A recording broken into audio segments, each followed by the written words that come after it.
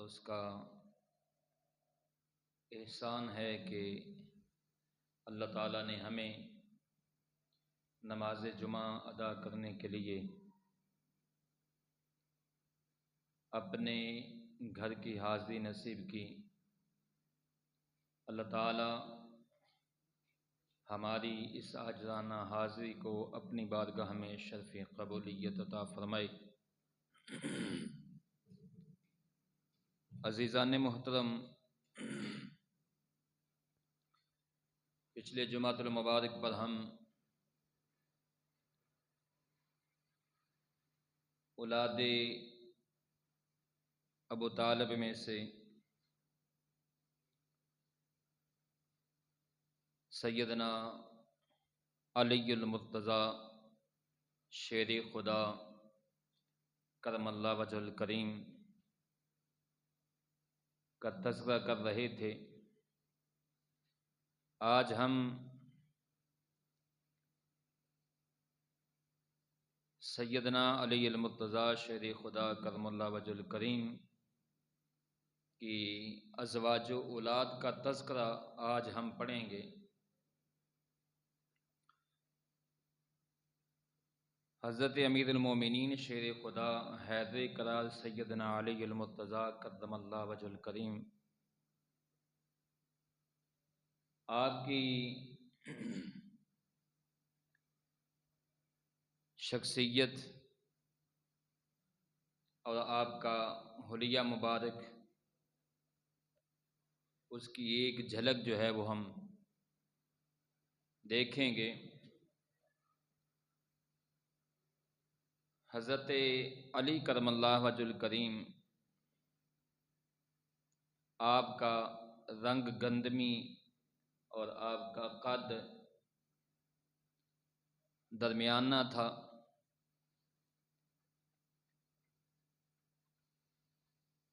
اور بلکہ بعض روایات میں آتا ہے کہ آپ کا قد درمیانہ مائل باپستی تھا، آپ کی آنکھیں بڑی اور آپ ہنس مکھ تھے، اور نہایت درجہ آپ خوبصورت تھے۔ آپ کا جسم انور فربا تھا، داڑھی مبارک گھنی اور دراز تھی، سینہ انور پر بکثرت اور تمام جسم پر عموماً بال تھے۔ البتہ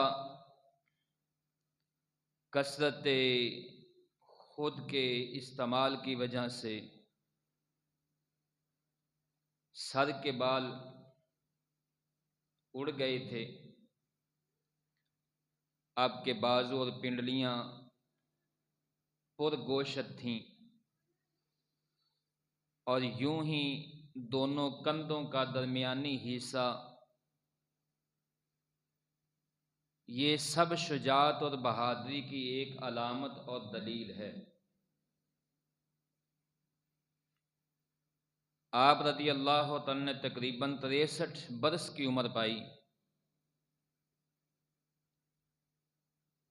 63 برس کی عمر کے بعد آپ کا وصال ہوا، آپ کی شہادت ہوئی۔ حضرت سیدنا علی المرتضیٰ شیر خدا رضی اللہ تعالی عنہ آپ حضور صلی اللہ علیہ وآلہ وسلم کے چچا زاد بھائی بھی ہیں، حضور صلی اللہ علیہ وآلہ وسلم کے گھر پرورش پانے والے بھی ہیں، اور حضور صلی اللہ علیہ وآلہ وسلم کے داماد بھی ہیں۔ آپ نے سیدۃ النساء العالمین سیدہ فاطمہ طیبہ طاہرہ ظاہرہ رضی اللہ تعالی عنہا کے ساتھ نکاح کیا، اور ان کے بطن اقدس سے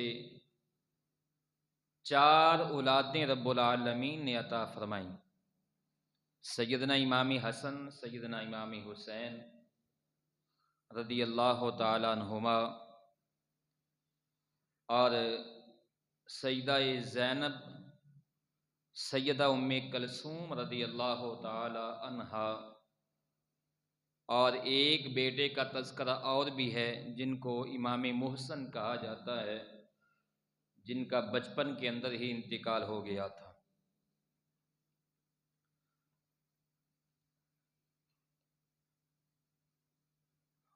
سیدنا علی المرتضیٰ شیر خدا کرم اللہ وجہ الکریم، آپ کی حضور صلی اللہ علیہ وآلہ وسلم کے ساتھ محبت کی ایک دلیل یہ بھی ہے کہ جب تک سیدہ فاطمہ الزہرا رضی اللہ تعالیٰ عنہا حیات رہیں، آپ نے دوسرا نکاح نہیں فرمایا۔ سیدہ فاطمہ الزہرا رضی اللہ تعالی عنہا کے انتقال کے بعد آپ نے متعدد نکاح کیے، جن کا تذکرہ کچھ اس طرح ہے۔ سیدہ فاطمہ الزہرا رضی اللہ تعالی عنہا کے بعد حضرت علی کرم اللہ وجہ الکریم نے ام البنین بنت حرام، بعض کتابوں میں بنت حزام بھی آتا ہے، بنت حرام بن خالد کلابیہ رضی اللہ تعالیٰ عنہ، ان کے ساتھ نکاح کیا، اور ان کے بطن سے 4 صاحبزادے پیدا ہوئے۔ حضرت عباس علمدار جو میدان کربلا میں سیدنا امام حسین رضی اللہ تعالیٰ عنہ کے علمدار تھے، حضرت جعفر، حضرت عبداللہ یا عبید اللہ، اور حضرت عثمان رضی اللہ تعالیٰ عنہ۔ بعض کتابوں میں 5ویں کا تذکرہ بھی آتا ہے، حضرت عمر رضی اللہ تعالیٰ عنہ، عمر بن علی رضی اللہ تعالیٰ عنہ۔ تو یہ صاحبزادے ام البنین بنت حزام کے شکم سے پیدا ہوئے، حضرت علی کرم اللہ وجہ الکریم کے نطفے سے، اور یہ 4 صاحبزادے میدان کربلا میں سیدنا امام حسین رضی اللہ عنہ کے ساتھ شہید ہوئے۔ ان کے بعد آپ نے لیلہ بنت مسعود رضی اللہ تعالی عنہا سے نکاح کیا۔ لیلہ بنت مسعود بن خالد ناشلیہ، ان سے نکاح کیا، اور ان سے 2 بیٹے آپ کے پیدا ہوئے، حضرت عبداللہ اور حضرت ابو بکر رضی اللہ تعالی عنہ۔ اور انہوں نے بھی، یہ دونوں صاحبزادے حضرت جعفر بھی، جعفر بن علی، اور حضرت ابو بکر بن علی رضی اللہ تعالی عنہما، انہوں نے بھی معرکہ کربلا میں شربت شہادت نوش فرمایا، یہ بھی میدان کربلا میں شہید ہوئے۔ اور لیلہ بنت مسعود کے بعد اسماء بنت امیس خشمہ رضی اللہ تعالی عنہا سے حضرت علی کرم اللہ وجہ الکریم نے نکاح کیا۔ ان کی پہلی شادی حضرت جعفر بن ابی طالب رضی اللہ تعالیٰ عنہ سے ہوئی تھی، حضرت اسماء بنت امیس کی۔ پہلا نکاح حضرت جعفر جو حضرت علی کرم اللہ وجہ الکریم کے بھائی تھے، جعفر بن ابی طالب، ان کا پہلے نکاح ان سے ہوا تھا، اور ان کی شہادت کے بعد انہوں نے حضرت ابو بکر صدیق رضی اللہ تعالیٰ عنہ سے نکاح کیا۔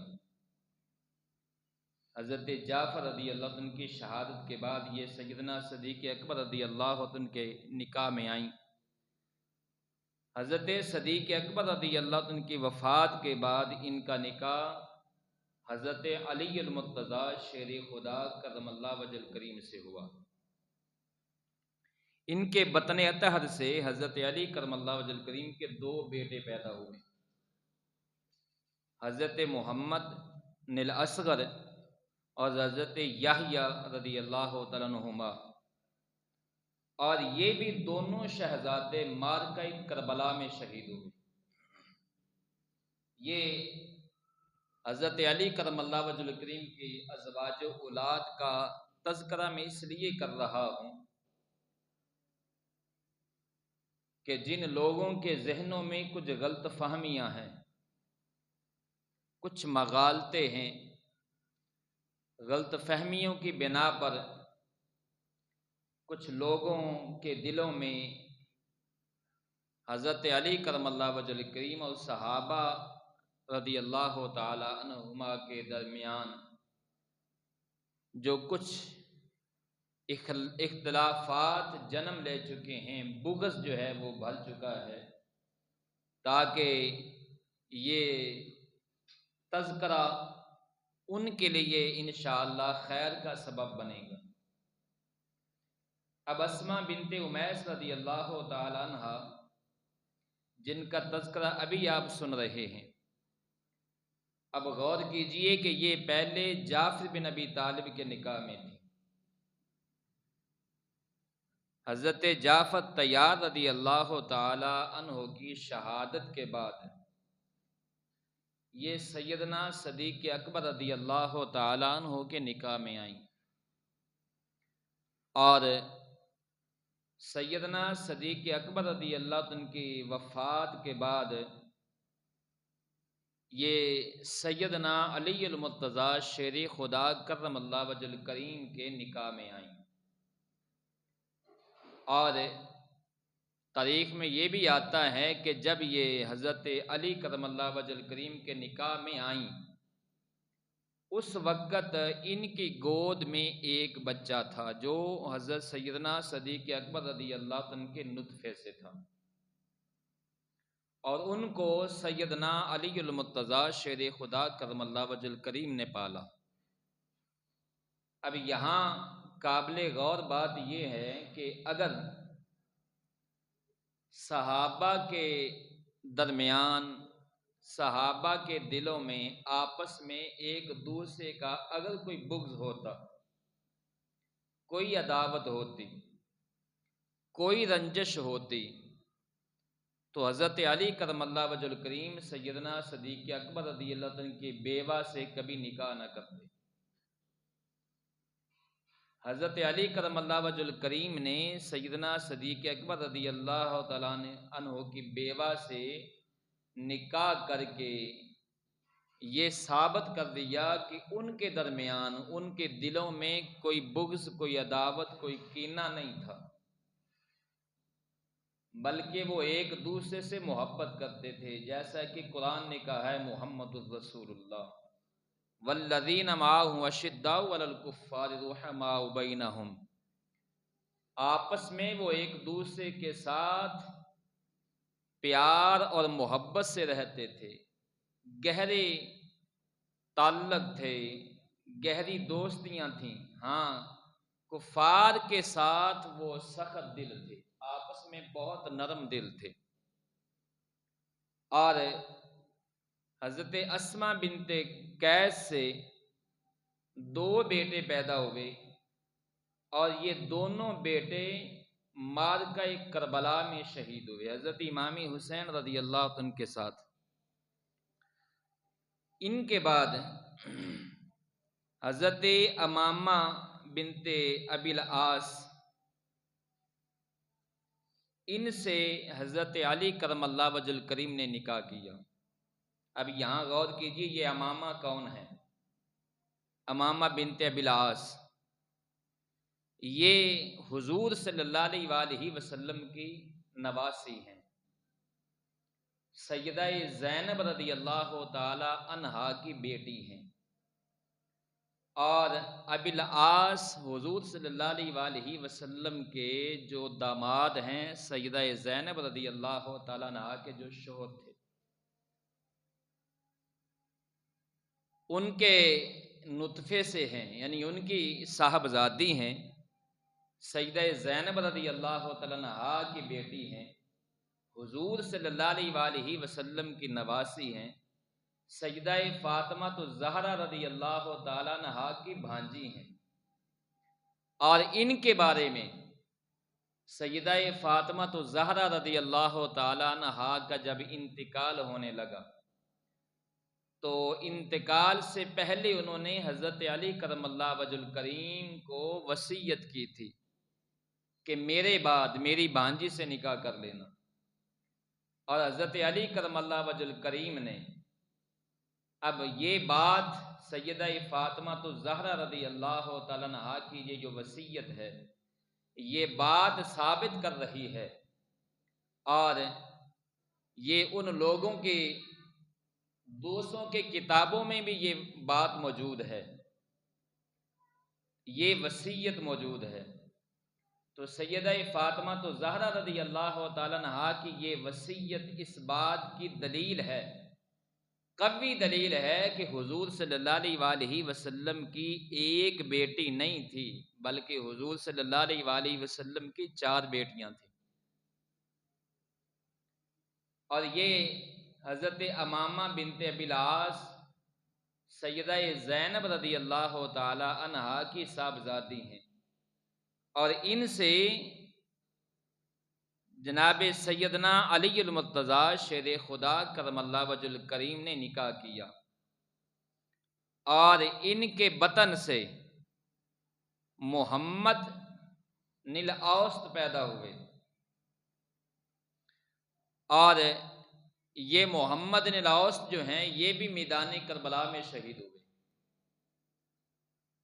اور یہ حضرت ابی العاص رضی اللہ تعالی عنہ اور یہ ان کے نواسے ہیں، تو یہ میدان کربلا میں امام حسین رضی اللہ تعالیٰ عنہ کے ساتھ انہوں نے مرتبہ شہادت پایا۔ اس کے بعد حضرت علی کرم اللہ وجہ الکریم نے حضرت خولہ رضی اللہ تعالیٰ عنہا سے نکاح کیا، خولہ بنت جعفر حنفیہ، اور یہ بھی ذہن میں رہے کہ یہ خولہ کون ہے، اور یہ حضرت علی کرم اللہ وجہ الکریم کے نکاح میں کیسے آئیں۔ یہ خولہ یہ یمامہ کی رہنے والی ہیں، یمن کی یہ رہنے والی ہیں۔ دور صدیقی میں سیدنا صدیق اکبر رضی اللہ عنہ کے دور خلافت میں جب لوگ ارتداد کا شکار ہوئے، کچھ لوگ جو نئے جو ابھی مسلمان ہوئے تھے انہوں نے ارتداد کا رستہ اختیار کیا، مرتد ہو گئے، اور لوگوں نے زکوٰۃ دینے سے انکار کر دیا، اسلام کے احکامات سے انکار کیا، تو سیدنا صدیق اکبر رضی اللہ تعالیٰ نے کہا کہ میرے ہوتے ہوئے اسلام کا چہرہ بگڑ جائے، میرے ہوتے ہوئے لوگ زکوٰۃ سے انکار کر دیں، زکوٰۃ نہ دیں، تو آپ نے کہا کہ میں ان سے جنگ کروں گا۔ اور دوسرا مسئلہ دور صدیقی میں یہ بھی پیدا ہو گیا کہ مسیلمہ کذاب نے نبوت کا دعویٰ کر دیا، اور اس کے علاوہ اور کئی چھوٹے جھوٹے نبی جو ہے وہ کھڑے ہو گئے، انہوں نے نبوت کا دعویٰ کر دیا۔ اب سیدنا صدیق اکبر رضی اللہ عنہ نے خالد بن ولید رضی اللہ عنہ کی قیادت میں یہ فوجی دستہ بھیجا، لشکر بھیجا، جو جنگ یمامہ ہوئی مسیلمہ کذاب اور اس کے حواریوں کے ساتھ، اور یہ اسلام کی عظیم وہ جنگ ہے جو حضور صلی اللہ علیہ وآلہ وسلم کے ظاہری پردہ کے بعد صحابہ نے لڑی ہے، جس جنگ کے اندر سینکڑوں صحابہ شہید ہوئے ہیں، سینکڑوں صحابہ نے شہادت پائی ہے، اور سینکڑوں صحابہ شہید ہونے کی وجہ بھی یہ تھی، آگے سے مسیلمہ کذاب اور اس کے ساتھی تھے اور اس کے حواری تھے، اور ادھر صحابہ کرام رضوان اللہ علیہم اجمعین کی مقدس جماعت تھی۔ جب صحابہ نے ان کے ساتھ جنگ شروع کی تو صحابہ نعرہ تکبیر لگاتے تھے، اور مسیلمہ کذاب کی جو حواری تھے، جو اس کا لشکر تھا، وہ بھی نعرہ تکبیر لگاتا تھا۔ تو خالد بن ولید کہتے ہیں کہ ہمیں پتہ نہیں چلتا تھا مسلمان کون ہیں، کذاب کون ہیں، مسلمان کون ہیں، کافر کون ہیں۔ ہم بھی نعرہ تکبیر لگاتے، آگے سے بھی نعرہ تکبیر کی آواز آتی۔ تو خالد بن ولید نے خط لکھا سیدنا صدیق اکبر رضی اللہ عنہ کی بارگاہ میں، امیر المومنین خلیفہ اول کی بارگاہ میں خط لکھا گیا کہ ہم امتحان میں ہیں، ہم آزمائش میں ہیں، ہمیں پتہ نہیں چل رہا، ہمارے ہاتھوں ہی ہمارے ساتھی شہید ہو رہے ہیں، ہمارے ہاتھوں سے ہمارے ساتھی جو ہیں مسلمان شہید ہو رہے ہیں، ہمیں پتہ نہیں چل رہا۔ ہم بھی نعرہ تکبیر لگاتے ہیں، آگے سے بھی نعرہ تکبیر کی آواز آتی ہے۔ تو اب سیدنا صدیق اکبر رضی اللہ عنہ نے خط لکھا، آپ نے جواب لکھا، آپ نے فرمایا کہ تم اپنا نعرہ بدلو۔ وہ نعرہ تکبیر لگاتے ہیں تو صحابہ سے فرمایا، خالد بن ولید سے فرمایا، اپنے لشکر کو پیغام دو، اپنے لشکر کو اعلان کرو، نعرہ بدلیں۔ اب صحابہ نے وہاں اپنا نعرہ بدلا۔ آج کچھ لوگوں کی اس نعرے سے تکلیف ہے، تو یہ توجہ سے سنیں، اس نعرے کی برکت سے اللہ تعالیٰ نے مسلمانوں کو مسیلمہ کذاب کے مقابلے میں فتح دی ہے۔ اور یہ نعرہ کیا ہے؟ جب خالد بن ولید کے پاس سیدنا صدیق اکبر رضی اللہ عنہ کا خط پہنچا تو اب انہوں نے جو سیدنا صدیق اکبر نے نعرہ تجوید کیا تھا وہ کیا تھا؟ پہلے صحابہ نعرہ تکبیر لگا رہے تھے، اب کچھ لوگ کہتے ہیں نعرہ تکبیر کے علاوہ کوئی نعرہ نہیں لگانا چاہیے۔ تو سیدنا صدیق اکبر نے صحابہ سے کیا فرمایا؟ فرمایا تم نعرہ تکبیر نہ لگاؤ، بلکہ کیا کہو، یا محمد و یا رسول اللہ۔ تم اپنا نعرہ چینج کرو، تم نعرہ لگاؤ یا محمد و یا رسول اللہ۔ اب جب صحابہ نے اپنا نعرہ بدلا، اپنا نعرہ چینج کیا، تو اب مسیلمہ کذاب کے ساتھی، مسیلمہ کذاب کا لشکر، اب وہ یا محمد و یا رسول اللہ تو نہیں کہنے والے تھے، وہ تو مسیلمہ کذاب کو نبی مانتے تھے، اور وہ تو اس کا کلمہ پڑھتے تھے۔ تو اب جب انہوں نے صحابہ نے نعرہ چینج کیا تو اب فرق ہو گیا کہ ایمان والے کون ہیں، مسلمان کون ہیں، حضور کے غلام کون ہیں اور کافر کون ہیں۔ تو اس نعرے کی برکت سے رب العالمین نے مسلمانوں کو فتح عطا فرمائی، اور مسیلمہ کذاب اور اس کے ساتھی واصل جہنم ہوئے۔ اب جب اللہ رب العزت نے خالد بن ولید رضی اللہ عنہ کو فتح دی تو وہاں جو لوگ قیدی ہوئے جنگ کے بعد، یمن کے جو لوگ قیدی ہوئے، ان قیدیوں میں سے خولہ بنت جعفر بھی تھی۔ خولہ بنت جعفر یہ قیدی ہو کر آئی تھی، یہ لونڈی بن کر آئی تھی سیدنا صدیق اکبر رضی اللہ عنہ کی بارگاہ میں، اور ان کا پھر نکاح سیدنا صدیق اکبر رضی اللہ تعالیٰ نے ان کا نکاح حضرت علی سے کیا تھا۔ اور یہ نکاح کرنے والے کون ہیں، یہ کروانے والے کون ہیں؟ سیدنا صدیق اکبر ہیں۔ تو ان کے بطن سے محمد اکبر پیدا ہوئے رضی اللہ تعالیٰ عنہ، اور انہی کو امام حنفیہ کہا جاتا ہے۔ امام حنفیہ ان کو ہی کہا جاتا ہے، محمد اکبر کو۔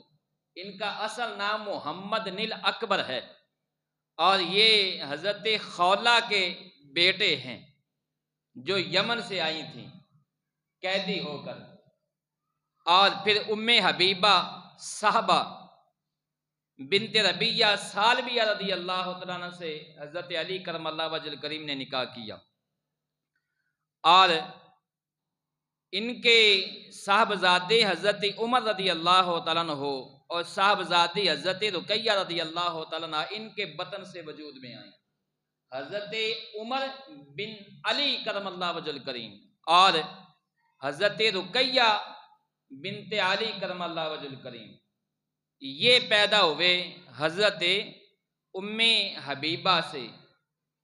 ام حبیب بھی ان کو کہا جاتا ہے، ام حبیبہ بھی کہا جاتا ہے، اور صحابہ بھی کہا جاتا ہے۔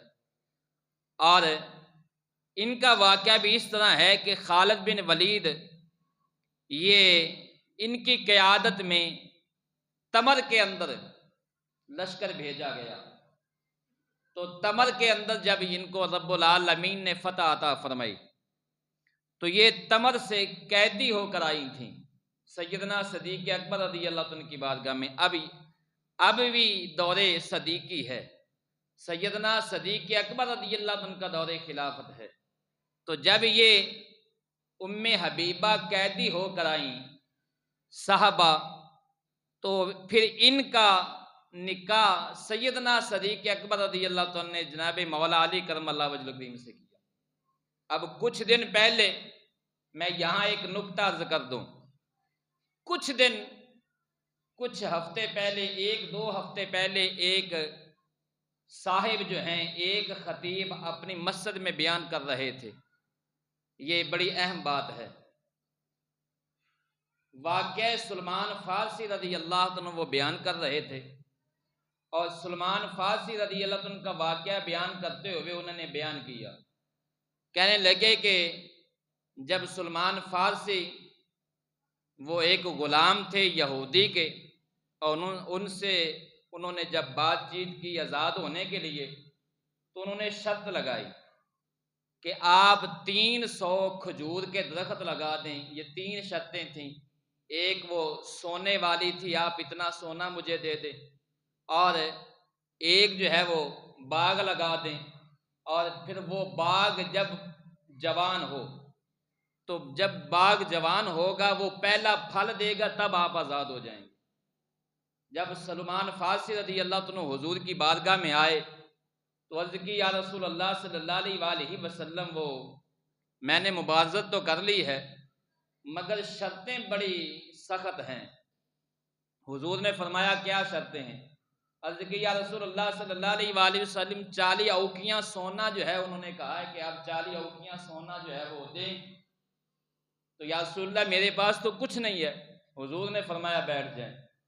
اب سلمان فارسی بیٹھ گئے، حضور صلی اللہ علیہ وآلہ وسلم کی بارگاہ میں سونا لایا گیا، کتنا تھا؟ حضور کی بارگاہ میں ہدیہ کیا گیا، تحفہ کیا گیا، وہ کتنا تھا؟ کبوتری کے انڈے جتنا، کبوتری کے انڈے جتنا سونا تھا۔ حضور نے فرمایا سلمان کی طرح کھڑے ہوئے، لبیک یا رسول اللہ، حاضر ہوں۔ فرمایا یہ لے جاؤ، یہ سنار کے پاس لے جاؤ اور اس سے توڑتے جاؤ اور تولتے جاؤ۔ سلمان کہتے ہیں کہ میں نے دیکھا کبوتری کے انڈے جتنا سونا ہے، ادھر 40 اوقیاں میں نے پورا کرنا ہے، اور یہ تو کچھ بھی نہیں ہے۔ کہتے ہیں کہ میں نے حضور کے حکم سے وہ پکڑ لیا، میں سنار کے پاس گیا، اب اس سونے کو میں توڑتا رہا اور تولتا رہا، اس کا 40 اوقیاں بھی پورا ہو گیا، ادھر وہ سونا اتنا ہی تھا۔ یہ شرط پوری ہو گئی۔ اب دوسری شرط تھی 300 درخت کھجوروں کے لگانے ہیں۔ اب حضور نے فرمایا سلمان جاؤ اپنے مالک سے پوچھو، وہ جگہ بتائے، وہ پہلی وہ زمین بتائے اور اس زمین کو تیار کرو۔ صحابہ کے درمیان حضور نے اعلان کیا، اب حضور نے ونگار ڈالی اور حضور صلی اللہ علیہ وآلہ وسلم نے صحابہ کو اعلان کر دیا کہ بھئی سلمان کی جو زمین ہے اس کو تیار کرو باغ کے لیے۔ پہلے صحابہ نے زمین کو تیار کیا، پھر حضور صلی اللہ علیہ وآلہ وسلم نے صحابہ سے فرمایا کہ اب پودے لے کے آؤ کھجور کے۔ صحابہ پودے لے کے آئے، حضور صلی اللہ علیہ وآلہ وسلم نے وہ پودے لگائے۔ روایات کے اندر دو طرح کی روایتیں ہیں، ایک روایت میں ہے کہ تمام پودے حضور نے خود اپنے دست مبارک سے لگائے، اور ایک روایت میں ہے کہ صحابہ نے بھی لگائے۔ اب وہ پودے لگ گئے۔ اب کھجور کا جو درخت ہے وہ جوان ہونے میں کم از کم 20-25 سال لیتا ہے اور پھر وہ پھل دیتا ہے، مگر حضور کا معجزہ دیکھیں، 1 سال بعد یعنی پہلے سال ہی وہ پودے 1 سال میں جوان بھی ہوئے اور اس باغ نے، ان پودوں نے پھل بھی دیا۔ لیکن اب یہاں ایک وہ خطیب صاحب بیان کر رہے تھے، کہتے جی سب پودوں نے پھل دے دیا مگر ایک پودا نہ، اس نے پھل نہ دیا، وہ جو ہے وہ سوکھ گیا۔ تو تحقیق کی گئی۔ اب یہ اس خطیب کے الفاظ میں آپ احباب کے سامنے بیان کر رہا ہوں۔ خطیب کیا کہہ رہا ہے؟ کہتا ہے جی کہ ایک پودا جو ہے نا اس نے پھل نہ دیا، وہ سوکھ گیا، باقی سب پودوں نے پھل دیا۔ جب تحقیق کی گئی کہ پتہ کرو یہ پودا کس نے لگایا تھا، تو پتہ کیا جو حضرت عمر نے لگایا تھا، اس لیے اس نے پھل نہ دیا۔ تو میں اکثر یہ کہا کرتا ہوں کہ خدا جب دین لیتا ہے عقل بھی چھین لیتا ہے۔ اور اللہ کے بندو، یہ کس طریق کی بات ہے؟ یہ کہاں سے آپ نے دیکھ لیا؟ کس حدیث میں ہے کہ حضرت عمر نے وہ پودا لگایا تھا جس نے پھل نہ دیا؟ ایک حضرت عمر نے پودا لگایا ہے اور آج تک بلکہ قیامت تک وہ پھل دے رہا ہے، قیامت تک دے گا، پھل دے بھی رہا ہے، دے گا بھی۔ وہ کون سا پودا ہے؟ وہ سادات کا پودا ہے۔ سادات کا پودا حضرت عمر نے لگایا، آج تک نہیں سوکھا، پھل دے رہا ہے۔ کیسے؟ سیدنا امام حسین رضی اللہ عنہ کے نکاح میں جو آپ کی زوجہ شہر بانو ہے، یہ حضرت عمر رضی اللہ کے دور خلافت میں لونڈی آئی تھی، قیدی ہو کر آئی تھی، بادشاہ کی بیٹی تھی، نوشہرواں کی بیٹی شہر بانو، یہ حضرت عمر رضی اللہ کے دور خلافت میں آئیں۔ تو حضرت عمر نے وہ سیدنا امام حسین کے نکاح میں دیں۔ آج تمام سادات اس زوجہ سے ہیں اور قیامت تک رہیں گے۔ وہ پودا تو نہیں سوکھا، یہ سادات کا پودا تو نہیں سوکھا جو حضرت عمر نے لگایا ہے، تم نے وہ کھجور کا پودا سکھا لیا ہے۔ یہ بات کسی اور کی تھی، تم نے غور نہیں کیا، کسی اور نے حضرت عمر کے بغض میں وہ بات بیان کی ہے اور تم نے منبر پر بیان کر دی ہے۔ تو ایسا نہیں ہے۔ تو میں یہ بات کر رہا تھا کہ ام حبیبہ یہ سیدنا صدیق اکبر رضی اللہ عنہ کے دور خلافت میں یہ بھی لونڈی بن کر آئی تھیں، قیدی ہو کر آئی تھیں۔ خالد بن ولید کے لشکر نے جب تمر میں حملہ کیا، اللہ نے فتح دی، وہاں سے یہ لونڈی بن کر آئیں، قیدی ہو کر آئیں، اور ان کا نکاح سیدنا صدیق اکبر نے حضرت علی کرم اللہ وجہ الکریم سے کیا، اور ان کے بطن سے رب العالمین نے ایک صاحبزادی جن کا نام حضرت علی نے، ایک صاحبزادہ جن کا نام حضرت علی نے عمر رکھا، اور ایک صاحبزادی پیدا ہوئی جن کا نام آپ نے رقیہ رضی اللہ تعالیٰ عنہ رکھا۔ اور یہ وہی عمر ہیں، یہ وہی عمر بن علی ہیں جو میدان کربلا میں امام حسین کے ساتھ جنہوں نے شہادت پائی ہے۔ میں کہتا ہوں لوگ پتہ نہیں کیسے تاریخ پڑھتے ہیں، کیسے شجرے پڑھتے ہیں۔ اور پھر حضرت علی کرم اللہ وجہ الکریم نے سعد یا ام سعید، دو نام آتے ہیں، ام سعید بنت عروہ بن مسعود ثقفی رضی اللہ عنہ کے ساتھ نکاح کیا، اور ان کے شکم سے رب العالمین نے اولاد دی۔ ام الحسن ان سے پیدا ہوئے، رملۃ الکبریٰ ان سے پیدا ہوئی، ام کلثوم رضی اللہ تعالیٰ عنہ ان سے پیدا ہوئیں۔ اور اس کے بعد اختصار کے ساتھ عرض کر رہا ہوں، حضرت علی کرم اللہ وجہ الکریم نے محبت، ایک نام محبت آتا ہے اور ایک نام ممیات آتا ہے، ممیات بنت عمر القیس، ان سے حضرت علی کرم اللہ وجہ الکریم نے نکاح کیا، اور ان کے شکم سے ایک لڑکی پیدا ہوئی جن کا نام جو ہے وہ حارثہ تھا۔ اور ان ازواج میں سے حضرت علی کرم اللہ وجہ الکریم کی کچھ لونڈیاں بھی تھیں، بلکہ جو لونڈیوں کا تذکرہ آتا ہے وہ جو حضرت علی کرم اللہ وجہ الکریم کے نکاح میں تھیں وہ کافی تعداد کا تذکرہ آتا ہے، بلکہ 20 کے قریب کنیزیں تھیں جو حضرت علی کرم اللہ وجہ الکریم کے نکاح میں تھیں۔ کنیزیں، لونڈیوں کنیزوں کا معاملہ اور ہوتا ہے، آزاد عورت الزوجہ کا معاملہ اور ہے شریعت کے اندر، کبھی کسی اور موقع پر بیان کروں گا کہ آزاد عورت کے حقوق کیا ہیں، کنیز لونڈی کے حقوق کیا ہیں۔ آج تو لوگ جو گھروں میں کام کرنے والی ہیں ان کو لونڈی سمجھتے ہیں، ان کو کنیز سمجھتے ہیں۔ کنیز وہ نہیں ہوتی، وہ لونڈی نہیں ہوتی۔ یہ لونڈی اور ہے جو اسلام اور کفر کی جنگ ہو اور اس کے اندر قیدی ہو کر آ جائے، لونڈی اس کو کہا جاتا ہے۔ تو حضرت علی کرم اللہ وجہ الکریم کے جو صاحبزادے اور صاحبزادیاں ہیں، حضرت علی کرم اللہ وجہ الکریم کے 14 صاحبزادے تھے۔ کتنے تھے؟ 14 صاحبزادے تھے، اور حضرت علی کرم اللہ وجہ الکریم کی 17 صاحبزادیاں تھیں جو آپ کے نطفے سے تھیں کم و بیش۔ حضرت علی کرم اللہ وجہ الکریم اور حضرت علی کرم اللہ وجہ الکریم کی اکثریت اولاد نے، بیٹوں نے واقع کربلا میں، میدان کربلا میں حضرت امام حسین رضی اللہ عنہ کے ساتھ شہادت پائی ہے۔ یہ ہے حضرت علی کرم اللہ وجہ الکریم کی ازواج اور اولاد کا تذکرہ، اور جن سے یہ پتہ چلتا ہے کہ حضرت علی کرم اللہ وجہ الکریم اور صحابہ کرام رضوان اللہ علیہم اجمعین کے درمیان کوئی عداوت نہیں تھی، کوئی بغض نہیں تھا، اور کوئی نفرت والے معاملے نہیں تھے، بلکہ آپس میں وہ شیر و شکر تھے، آپس میں نرم دل تھے، آپس میں ان کے ساتھ محبتیں تھیں۔ اللہ رب العزت کی بارگاہ میں دعا ہے اللہ تعالیٰ مجھے اور آپ احباب کو